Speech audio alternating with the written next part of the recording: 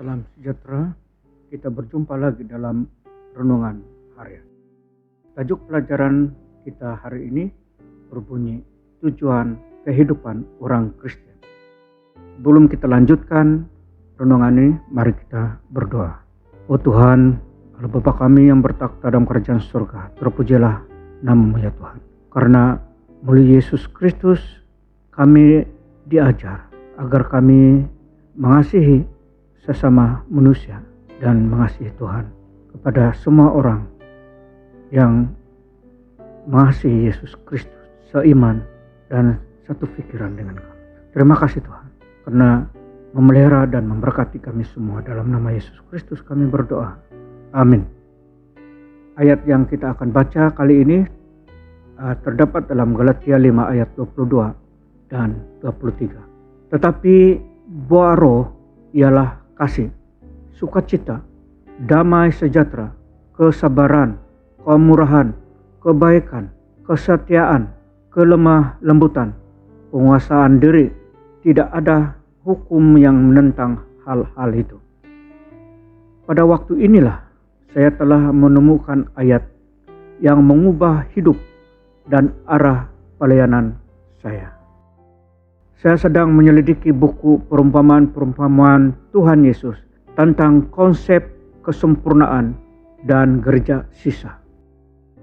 Pada suatu hari, saya memutuskan untuk mencari perkataan dipertumbuhkan dalam diri orang lain dan tabiat, lalu menemukan satu ayat yang seperti meloncat keluar dari muka surat, seperti matahari yang terang benderang di waktu tengah hari.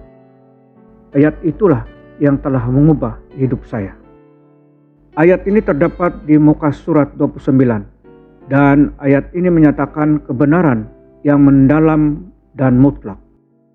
Tujuan kehidupan kekristenan adalah supaya berbuah, menumbuhkan tabiat Kristus dalam diri umat percaya, ialah agar dapat pula dipertumbuhkan dalam diri orang lain. Tulisan inspirasi di sini memberitahu kita dengan jelas apakah itu tujuan kehidupan yang Kristen. The object of Christian life is fruit bearing.